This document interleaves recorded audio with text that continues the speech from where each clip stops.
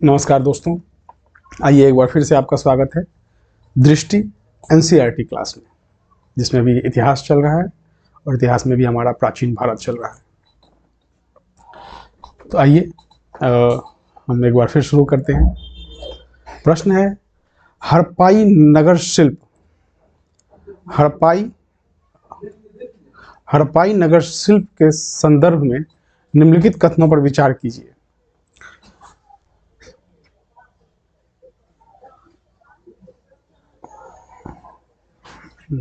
कथन विचार कीजिए। सोने और चांदी से गहने और बर्तन बनाए जाते थे, बिल्कुल ठीक। तांबे और कांसे से केवल औजार और हथियार बनाए जाते थे। औजार और हथियार बनाए जाते तो थे, बिल्कुल सच है, लेकिन केवल नहीं। यहाँ पे केवल शब्द आ गया, इस कारण से ये गलत हो जाएगा, क्योंकि तांबे और कांसे से औजार, हथियार, गहने, बर्तन इत्यादि बनाए जाते थे। मुहरे बनाने के लिए पत्थरों का प्रयोग किया जाता था, बिल्कुल सच है। ये मुहरे बनाने के लिए पत्थरों का प्रयोग किया जाता था, हाँ ये सच है। तो इसका आंसर हो जाएगा आपका 1 और 3, जबकि 2 गलत है। अब पूछ रहा है कि कौन सा कथन सही है। सही कथन ढूंढना है हमें, तो बी हो जाएगा। दूसरा क्वेश्चन है,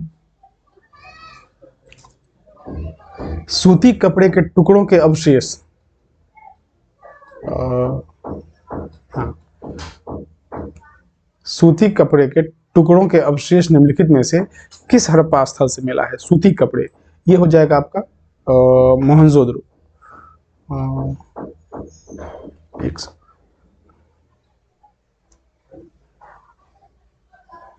ये मोहनजोदड़ो में हो जाएगा, मोहनजोदड़ो। हड़प्पा के नगरों में सूत कताई का काम होता था। मेहरगढ़ में कपास की खेती होती थी, बिल्कुल सच है, ये भी सच है और ये भी सच है।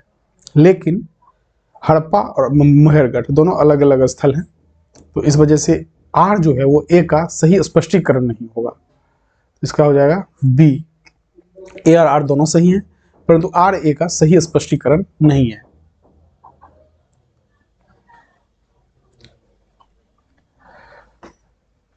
नेक्स्ट है, हड़प्पा में मिट्टी के बर्तनों पर सामान्यतः किस रंग का उपयोग किया जाता था?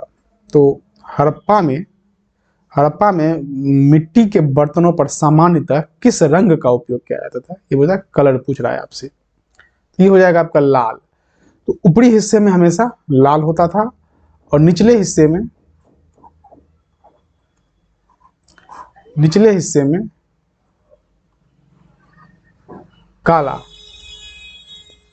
काला रंग का उपयोग किया जाता था। निचले हिस्से में काला, ऊपरी हिस्से में जो है वो लाल और निचले हिस्से में काले रंग का उपयोग किया जाता था। जैसे यहाँ भी आप देख सकते हैं कि ऊपरी हिस्से में लाल रंग की पुताई की जाती थी और निचले हिस्से में काले रंग से चित्रकारी की जाती थी। आइए अगले क्वेश्चन पे हम आते हैं। हड़प्पा काल में प्रयोग किए जाने वाले फेयंस के संदर्भ में निम्नलिखित कथनों पर विचार कीजिए। इस काल में फेयंस से मन के चूड़ियां और बालें और छोटे छोटे बर्तन बनाए जाते थे, बिल्कुल सच है, ये आपका सही है। इस काल में प्रयोग होने वाले पत्थर और शंख जहां प्राकृतिक रूप से पाए जाते थे, वहीं फेयंस को कृत्रिम रूप से तैयार किया जाता है, बिल्कुल सही। फेयंस का मतलब है, फेयंस को कृत्रिम रूप से तैयार किया जाता था। ये इसमें याद रखने वाली बात है कि फेयंस को कैसे तैयार किया जाता था। तो फेयंस को कृत्रिम रूप से तैयार किया जाता था।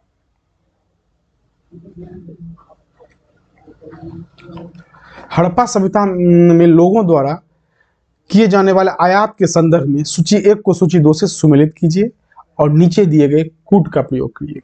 चलिए आइए इसको हम मिलान करते हैं।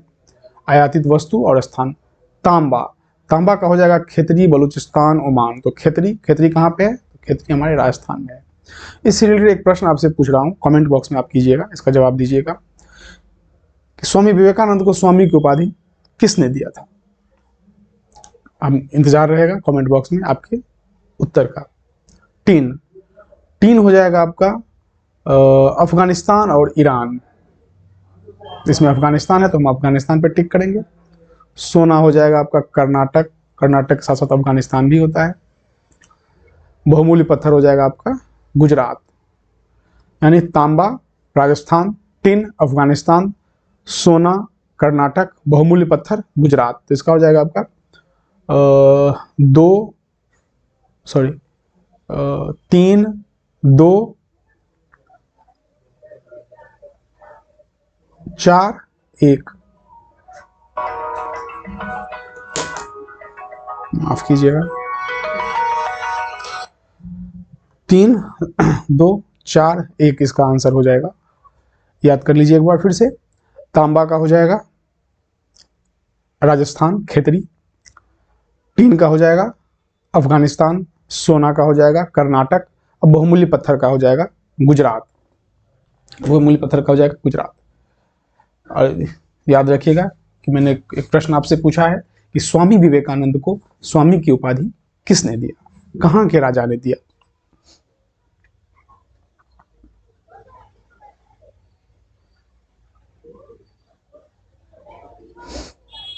हड़प्पा काल के गांवों के संदर्भ में निम्नलिखित कथनों में से कौन से सही नहीं है। ये याद रखने वाली बात है, देखने वाली बात, गौर करने वाली बात है कि सही नहीं है, यानी हमें गलत पूछा जा रहा है कि इसमें से कौन गलत है। सही नहीं है अर्थात गलत, गलत ढूंढना है। कृषक और चरवाहे गांव में रहते थे, ये बिल्कुल सही है। हड़प्पा के लोग गेहूं, जौ, दालें, मटर, धान, तिल और सरसों उगाते थे, बिल्कुल सही है। खेतों की जुताई के लिए हल का प्रयोग इस समय की नई बात थी, बिल्कुल सही, सच बात है।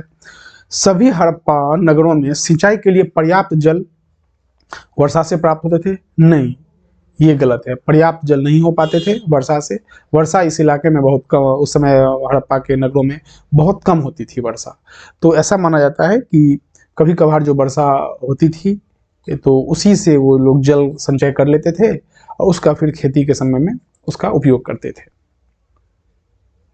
इससे पता चलता है कि कितने सभ्य समाज था और कितने समझ वाला, कि पानी का जो है वो किस तरह से बारिश के पानी को उपयोग किया जाए।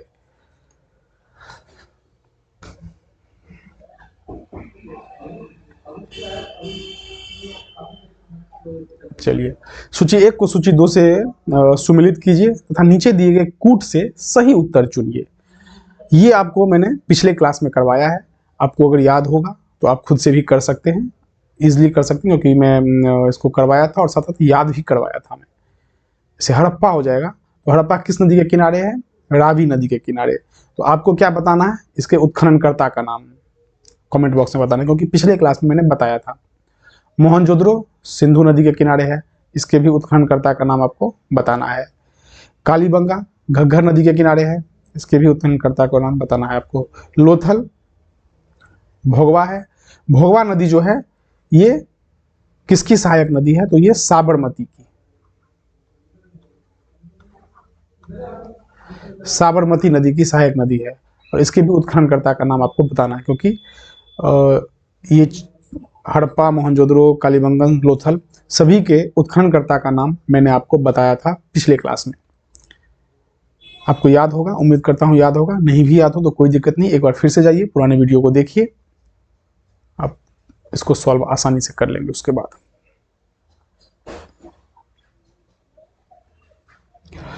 हड़प्पा सभ्यता का एक महत्वपूर्ण नगर धौलावीरा किस राज्य में है। तो याद रखिए, हड़प्पा के जो नगरें हैं, धौलावीरा हो गया, लोथल हो गया, ये सब कहाँ है, धौलावीरा हो गया, इसके साथ आपका लोथल हो गया, ये सब आपको मिलेगा कहाँ, तो गुजरात राज्य में, गुजरात में। यहाँ से साफ पानी मिलता है और जमीन उपजाऊ थी, साफ पानी मिलता था और जमीन उपजाऊ थी, कहाँ पे, धौलावीरा में। हड़प्पा नगर, आइए अगले क्वेश्चन पे। हड़प्पा कालीन नगर 2 भागों में विभक्त थे, परंतु इनमें से एक नगर 3 भागों में बटा था। सामान्यतः सभी नगर 2 भागों में विभक्त थे, लेकिन धौलावीरा नगर जो है वो 3 भागों में था। धौलावीरा भारतीय उपमहाद्वीप में चौथा विशालतम नगर था, जबकि भारत में सबसे बड़ा नगर था। भारत में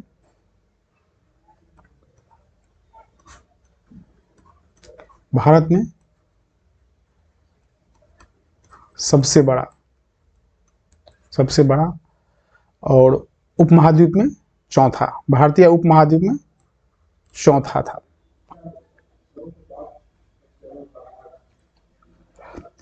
हड़प्पा का लोथल नगर निम्नलिखित में से किस राज्य में है?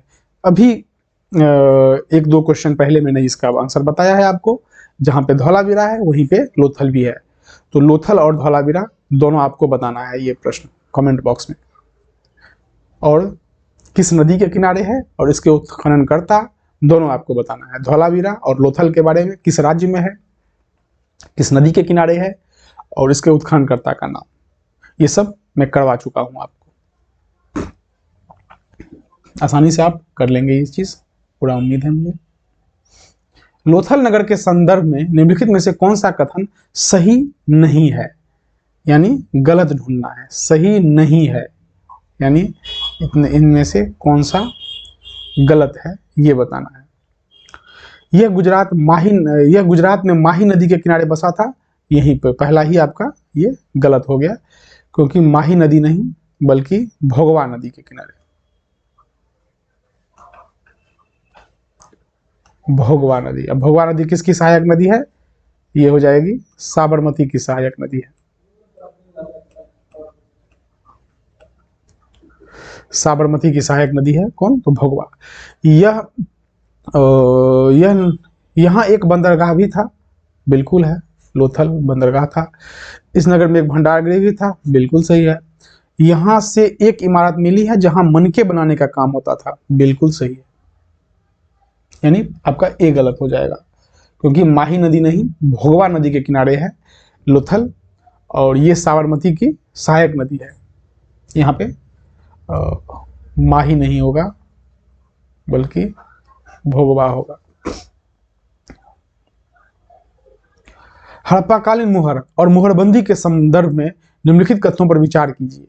मुहर का प्रयोग सामान से भरे उन डिब्बों या थैलों को चिन्हित करने के लिए किया जाता था जो एक जगह से दूसरी जगह भेजे जाते थे, बिल्कुल सही है।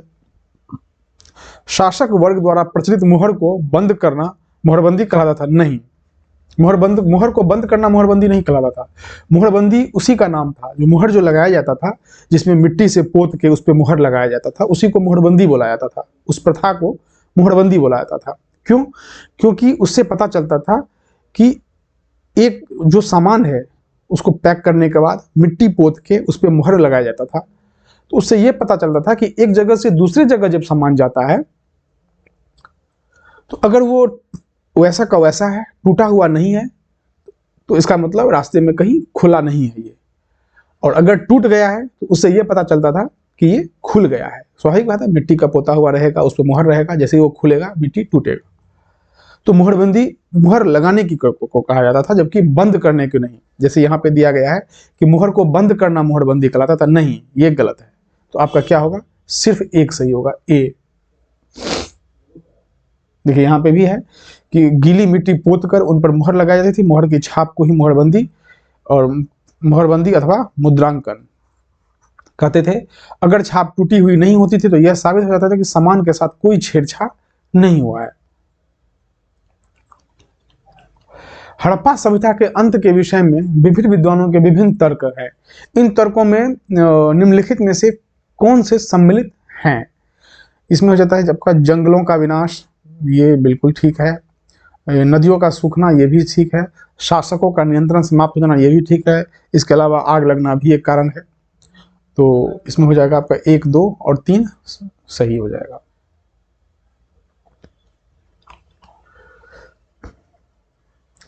वेद संख्या में कितनी है? तो वेद 4 है। वेद 4 है। ऋग्वेद, यजुर्वेद, सामवेद, अथर्ववेद। सबसे प्राचीन वेद निम्नलिखित में से कौन है? तो आपको पता होगा सबसे प्राचीन वेद जो है वो ऋग्वेद है, ऋग्वेद।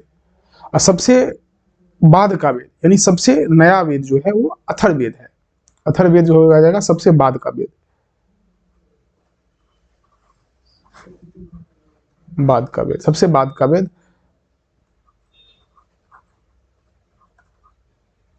सबसे बाद का वेद जो हो जाएगा अथर्ववेद। अथर्ववेद सामवेद में थी, ये इसमें गीत का संकलन है, जिसको गायन से संबंधित है। सामवेद, सामवेद जो हो गया वो गायन से संबंधित है।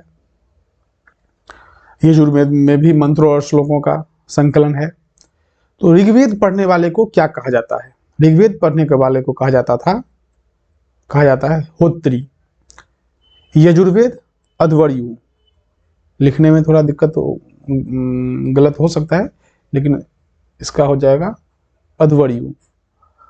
और सामवेद, सामवेद का हो जाएगा उद्दात्री। उद्दात्री, हाँ, या फिर उद्गाता। अथर्ववेद किनके द्वारा रचित है? तो अथर्ववेद जो है वो अथर्वा ऋषि द्वारा रचित है। एक यहां से बहुत ही इंपॉर्टेंट प्रश्न है, याद रखिएगा आप लोग। एक सेकंड, इसको थोड़ा इरेज कर लेता हूं।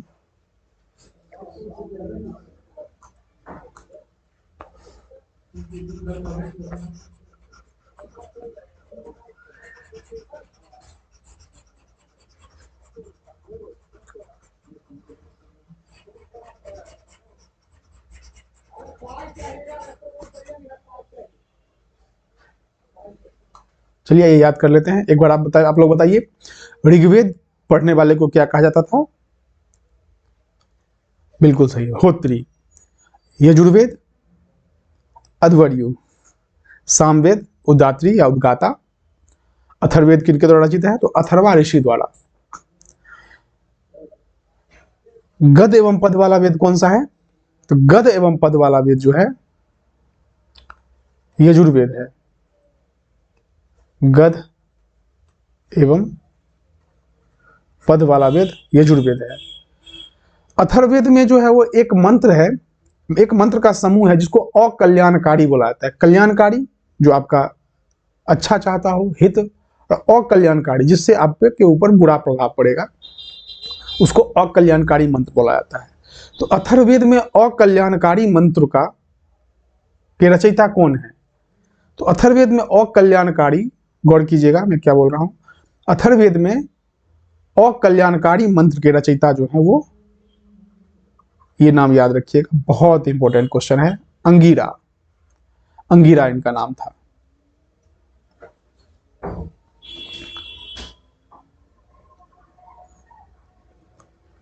सामवेद गायन से संबंधित है, यजुर्वेद और ऋग्वेद। हाँ, अब आइए दशराग युद्ध का उल्लेख। आपके ऊपर एक प्रश्न छोड़ के मैं जा रहा हूं, क्योंकि ये आज के सेशन का, अभी के सेशन का ये आखिरी प्रश्न है। तो आपके ऊपर एक प्रश्न छोड़ के मैं जा रहा हूं, आप कमेंट बॉक्स में जरूर कमेंट कीजिएगा कि दशराग युद्ध का उल्लेख ऋग्वेद में के किस मंडल में वर्णित है? देवता सोम का उल्लेख किस मंडल में है? ये दोनों प्रश्न आपको बताना है। और जैसे दशराग का उल्लेख आपको सिर्फ बताना है कि किस मंडल में है ऋग्वेद के। ये हुआ था परशुनी नदी या रावी नदी के तट पर हुआ था, सुदास और 10 जन के बीच। तो सुदास और 10 जन के बीच जो ये युद्ध हुआ था, दशराग का युद्ध, इसमें कौन विजय हुआ था और ये ऋग्वेद के किस मंडल में वर्णित है? और देवता सोम का उल्लेख ऋग्वेद के किस मंडल में है? हाँ, देवता सोम का उल्लेख किस मंडल में है, इतना आपको करके जाना है। और परमपिता ब्रह्मा के मुख से जो चारों वर्ण निकला है, जैसे मुख से बताया जाता है कि ब्राह्मण, भुजा से क्षत्रिय, जंघा से वैश्य और पैर से, चरण से जो है वो शूद्र निकला हुआ है, जो है जाति व्यवस्था जिससे जहां से बताया गया है। तो वो भी किस ऋग्वेद के किस मंडल में वर्णित है? ये 3 मंडल आपको बताना है। देवता सोम का उल्लेख, और जाति व्यवस्था, जाति वर्ण का उल्लेख किस मंडल में है, और दशरागी का उल्लेख जो पड़ोसी नदी के तट पर हुआ था सुदास और 10 जन के बीच, इसमें कौन जीता था और किस मंडल में इसकी चर्चा है। इतनी सारी प्रश्नों को छोड़ के जा रहा हूं आपके होमवर्क के लिए। आपको पता होगा, कमेंट बॉक्स में जरूर कीजिएगा। नहीं पता होगा कोई बात नहीं, आप अगली क्लास में मैं सब चीज़ों को क्लियर कर दूंगा। और जैसे पिछले क्लास में भी मैं कुछ क्वेश्चन छोड़ के गया था, तो ऐसी बात नहीं है कि मुझे याद नहीं है, वो क्वेश्चन अभी भी याद है, मैं अभी भी क्लियर कर दूंगा। लेकिन एक साथ आप लोग कमेंट कर देंगे तो अच्छी बात है। अगली क्लास में सारे क्वेश्चन को सॉल्व कर दिया जाएगा। तब तक के लिए विदा लेता हूँ। और हाँ, चैनल को सब्सक्राइब करना मत भूलिएगा। सब्सक्राइब करते रहिए, शेयर करते रहिए अपने दोस्तों के बीच, लाइक करना मत भूलिएगा, ताकि हम इस तरह के वीडियो और लाएं और आप तक पहुंचाएं जिसका फ़ायदा आप उठा सकें। अब आपको, आपके दोस्तों को इसका लाभ मिल सके। तब तक के लिए विदा लेता हूं। मिलते हैं जल्दी ही अगले क्लास में।